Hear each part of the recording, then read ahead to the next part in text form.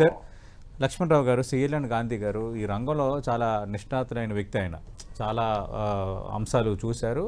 రెండోది చాలా నిక్కచ్చిగా వ్యవహరించడం వల్ల ఒకానొక సందర్భంలో ఒక మంత్రికి చెందిన సోదరుడు గట్ట వచ్చి ఇష్యూ చేయడం అనేది కూడా అప్పట్లో సంచలనం అయింది. అప్పుడు కూడా నేను రూల్కి కట్టుబడి ఉంటానని చెప్పిన వ్యక్తి.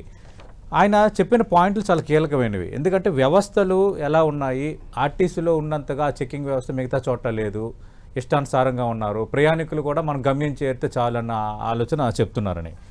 ఓవరాల్గా మనం చూస్తే గత 5 ఏళ్లలో 1,13,920 రోడ్డు ప్రమాదాలు జరిగితే 42,000 మంది కేవలం 2 తెలుగు రాష్ట్రాల్లోనే చనిపోయిన పరిస్థితి ఉందంటే మనం పరిస్థితి అర్థం చేసుకోవచ్చు. దేశవ్యాప్తంగా 13,000 నిమిషాలకి ఒక మరణం సంభవిస్తుంది సార్.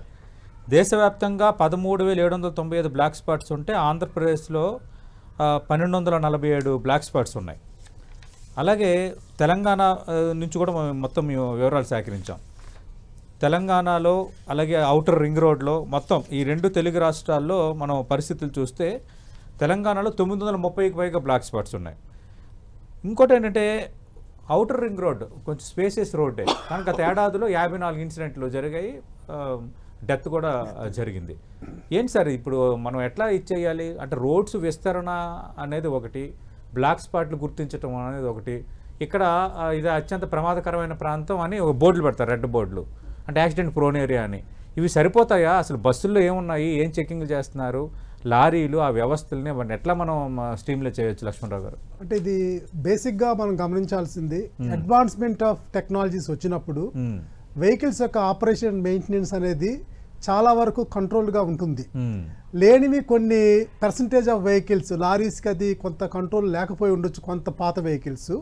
బట్ ఇక్కడ ప్రాబ్లం ఏంటంటే బ్లాక్ స్పాట్ అనే దాన్ని ఏ విధంగా ఐడెంటిఫై చేస్తున్నాం?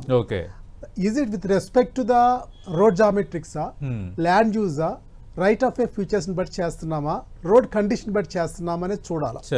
రెండో అంశము, ఈ యొక్క వెహికల్ ట్రావెల్ చేసే రోడ్ యూజ్ యొక్క బిహేవియర్ ఏ విధంగా ఉంటుంది.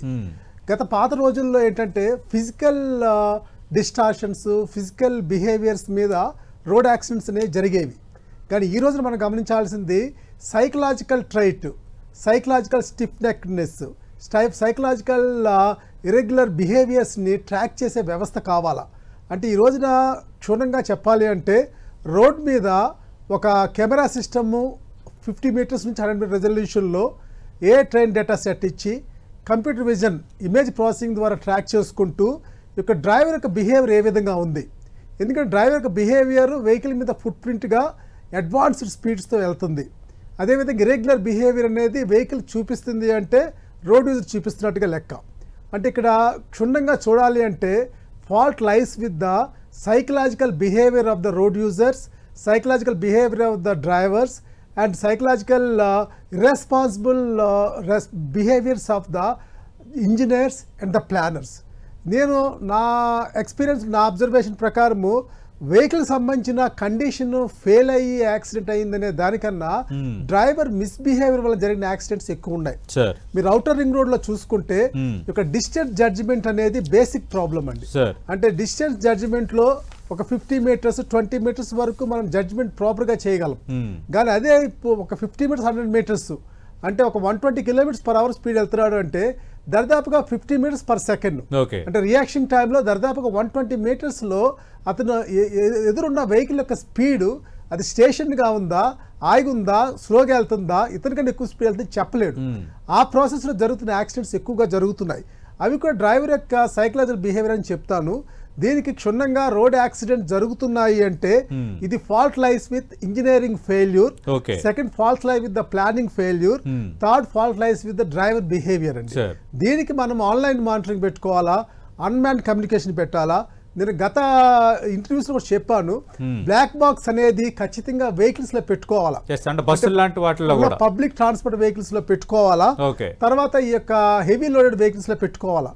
ఓవర్లోడ్ వల్ల ఏమవుతుందంటే బ్రేకింగ్ డిస్టెన్స్ మారుతుంది, దాని యొక్క ఎయిర్ బ్రేక్స్ ఉండడం వల్ల వాళ్ళు అడ్వాన్స్డ్ గా వెళ్తున్నప్పుడు, వైలేషన్ వెళ్తున్నప్పుడు యాక్సిడెంట్ జరిగే అవకాశం ఉంటుంది. కాబట్టి ఇది it's a trait between the psychological differential behaviours of the drivers గా మనం చూడాలా. దాన్ని ట్రాక్ చేసే వ్యవస్థ, అన్మ్యాన్ కమ్యూనికేషన్ ఉన్నప్పుడు మనం డ్రైవర్ నిద్రపోతున్నాడా, పండుకుని లేకపోతే ఎలర్ట్గా ఉన్నాడా, తాగి ఉన్నాడా చూసే కన్నా తను మానిటర్ చేసే వ్యవస్థను పెట్టుకొని తను మిస్బిహేవియర్ ఉన్న రోజున వెంటనే కమ్యూనికేషన్ వెళ్ళే వ్యవస్థ ఉంటుంది. అంటే పెట్రోలింగ్ వెహికల్స్ తిరగాల్సిన పని లేదు. ఒక ఇంటర్నేషనల్ వాళ్ళలో కూడా మీరు యుఎస్ కానీ ఇజ్రాయెల్ ఎక్కడన్నా కానీ ఒక చోట కూర్చొని ఉంటారు అంతే, వాళ్ళకి they will get communication. Like radar గానీ ఎలా వస్తుందో అలా కమ్యూనికేషన్ వస్తుంది, వెంటనే వెహికల్స్ ఆపుతారు. అందరినీ స్కానర్ లో ఉంచాలి, డ్రైవర్స్ అందరూ స్కానర్ లో ఉంచాలి సార్, ఎందుకంటే ఇది కామన్ ఏరియా. అవును, రోడ్ అనేది కామన్ ఏరియా. కామన్ ఏరియాలో మిస్బిహేవియర్ ఏంటి, ఇల్లీగల్ పార్కింగ్ ఏంటి, జంక్షన్ 30 మీటర్స్ లోపల వెహికల్స్ ఆపడం ఏంటి, జంక్షన్ లో ఈ యొక్క ల్యాండింగ్ షాప్స్ ఓపెన్ చేయడం ఏంటి, వాళ్ళు ఇచ్చే ట్యాక్స్ కానీ వాళ్ళు ఇచ్చే కరప్షన్ కి లోన్ అయ్యి అధికారులు వాళ్ళు పట్టించుకోకుండా రోడ్ మీద ఫొటోస్ క్లిక్ చేయడం ఏంటి, ఇవన్నీ కూడా ఒక రాంగ్ ప్రాక్టీసెస్ అండి. ఒక రకంగా టెక్నాలజీ వాడుకోవాలా, ఐటీఎస్ టెక్నాలజీ వాడాలా, సొల్యూషన్ ఇవ్వాలని నా ఉద్దేశం. ఎస్ సార్, వ్యవస్థలో ఏం జరుగుతుంది అనేది కళ్ళకు కట్టినట్టుగా చూపిస్తున్నారు. లక్ష్మణరావు గారు, మీరు అడ్వాన్స్డ్ టెక్నాలజీ అంటున్నారు. ఒకటి అడ్వాన్స్డ్ టెక్నాలజీ అనేది ఒకటి, రెండోది మానిటరింగ్ వ్యవస్థ ఎలా ఉందన్నది రెండోది. ఆర్టీసీ బస్సు ప్రమాదాల్లో కూడా గత ఏడాదిలో 315 మంది తెలంగాణలోనే చనిపోయారు, 754 మంది గాయాలయ్యాయి. ఇక్కడ ఏంటంటే ఓవర్లోడ్ ఇలాంటి కారణాలు తెర ముందుకు వస్తున్నాయి కొన్ని సందర్భాల్లో. రెండోది మీరు అన్నట్టుగా ఈ పర్యవేక్షణ లేకపోవడం అనేది రెండోది. మీరు ఇందాక అన్నారు ఈ బ్లాక్ స్పాట్స్ సరైన రీతిలో లేవనేది, అంటే మీరు గమనించింది ఏంటి? ఇక్కడ బ్లాక్ స్పాట్ అనేది ఒక రోడ్ జామెట్రిక్స్ ప్రకారము, ల్యాండ్ యూజ్ ప్రకారం వేరీ అవుతుంది సార్. ఈ బ్లాక్ స్పాట్ని మనము కరువు సరిగ్గా లేకపోవడమనో, రోడ్ సర్ఫేస్ కండిషన్ సరిగ్గా లేకపోవడమనో, లేదా స్టాపింగ్ సైడ్ డిసిషన్ సరిగ్గా లేకపోవడం వల్ల అనేది బ్లాక్ స్పాట్ అనే దానికన్నా ఈ బ్లాక్ స్పాట్ అనేది with reference to driver behaviour ఏ విధంగా మారుతుంది అంటే dynamic mode of assessment and black spot చెప్పాలండి. అంటే బ్లాక్ స్పాట్ అనేది స్థిరంగా ఒక చోట అన్ని వేళలా ఉందనడానికి లేదు. ఎందుకంటే వెహికల్స్ మొబిలిటీ అయ్యే కొద్దీ ఆ ట్రైన్ డేటా సెట్ తీసుకుని ఎక్కడ ఎక్కువ మిస్బిహేవియర్ చేస్తున్నారు, ఎక్కడెక్కడ వయలేషన్ జరుగుతుంది, ఎక్కడెక్కడ నెగిటివిటీ జరుగుతుందో చూసుకొని దాని ప్రకారం చేసుకోవాలి సార్. రెండోది ఓవర్లోడ్ అనేది ఇప్పుడు ఏదో మనకి ఈ కొన్ని ట్రాకర్స్ ఉన్నాయి, యాక్సిల్ లోడ్ అని ఒకటి ఉంది ట్రాకర్. అది ఏదో ఎక్కడి నుంచో హెవెన్ నుంచి వచ్చిన టెక్నాలజీ లాగా కొన్ని చోట్లే పెడుతున్నారు. ఈ రోజున ఎలక్ట్రికల్ సిస్టమ్, ఎలక్ట్రానిక్ సిస్టమ్ ప్రకారము అది చాలా మినియేచర్గా కూడా మనం క్యాలిబ్రేట్ చేసుకోవచ్చు. నెంబర్ ఆఫ్ లొకేషన్స్ లో పెట్టుకొని ఓవర్లోడ్ ఉంటే దాని కారణం ఏంటి కనుక్కోవచ్చు. రెండోది ఇప్పుడు colour sensing, image processing systems వచ్చినాయి. అంటే లైక్ లిక్విడ్ కానీ సాలిడ్ కానీ అది ఒక గంజాయా, లేకపోతే గుట్కానా, లేకపోతే ఖైనీనా, లేకపోతే ఫ్లామబుల్ ఆయిలా, లేకపోతే బాంబ్ బ్లాస్టింగ్ మెటీరియల్ కూడా ట్రాక్ చేసేది. ఈవెన్ ట్రాక్ చేస్తున్న బ్యాగ్స్ లో కూడా స్కాన్ చేయొచ్చు సార్ మనం. అంటే ఇదేంటంటే ఒక టెక్నాలజీని యాక్సెప్ట్ చేసే అడ్మినిస్ట్రేషన్ కావాలా, టెక్నాలజీని యాక్సెప్ట్ ఇవ్వగలిగే ప్రొఫెషనల్స్ నిజంగా ఉండాలండి.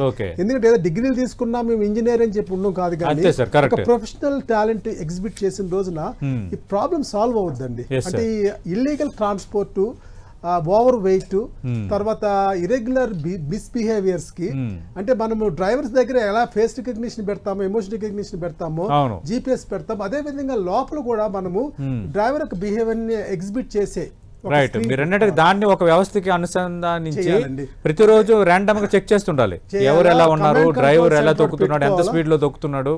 కమాండ్ కంట్రోల్ సెంటర్ పెట్టుకోవాలి. మనకి ఇక్కడ పోలీస్ వ్యవస్థలో కమాండ్ కంట్రోల్ సెంటర్ ఉంది, మొత్తం అన్ని వైపుల సీసీ ఫుటేజ్ లో ఇక్కడ ఒక వ్యవస్థ అనేది పర్యవేక్షిస్తుంది. డిజాస్టర్ మానిటరింగ్ సెంటర్ అది లేదు, ఇందాక గాంధీ గారు ప్రస్తావించింది అది అలాంటి వ్యవస్థలు లేవు. పెట్టుకుంటే దాని నుంచి మంచి సొల్యూషన్ వచ్చిందని నా ఉద్దేశం. రైట్.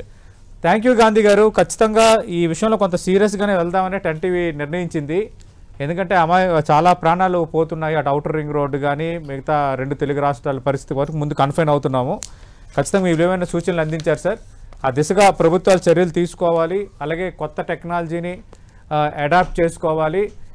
మూడోది అసలు డ్రైవర్ల వాళ్ళు వ్యవహార శైలి ఎలా ఉంది, ఒక ప్రైవేట్ వాహనం కానీ ఇంక వేరే వాహనం కానీ ఎంత స్పీడ్లో వెళ్తున్నారని వెంటనే మానిటరింగ్ చేసే ఒక వ్యవస్థ అనేది, ఒక కమాండ్ కంట్రోల్ రావాలనేది కూడా ఖచ్చితంగా మనం కోరుకుందాం. థ్యాంక్ యూ గాంధీ గారు, మీ విలువైన సమయం కేటాయించారు 10TVకి. థ్యాంక్ యూ లక్ష్మణరావు గారు. ఇది కిల్లర్ రోడ్స్పై డెత్ ట్రావెల్స్ 10TV స్పెషల్ డ్రైవ్కి సంబంధించి స్పెషల్ డిబేట్.